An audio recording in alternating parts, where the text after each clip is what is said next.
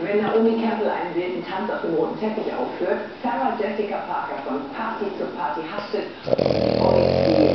Kruger, Victoria Beckham und Karl Lagerfeld die Fans. Dann ist Fashion Week indoor. Mittendrin natürlich auch Heidi Klum. Die hat das Ziel und ihre Kinder dieses Mal zwar zu Hause gelassen, dafür aber jede Menge Überraschendes über das Familienleben geschrieben.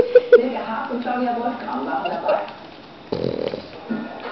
Diese Zeile ist unfassbar. 40 Jahre alt und so ausgelassen haben wir Naomi Campbell schon lange nicht mehr gesehen. Wofür sie das Model so verausgabt, ist jedoch kein Aerobic-Kurs für Anfänger, sondern Bogo-Tanzen für Deutsche und Gabbana.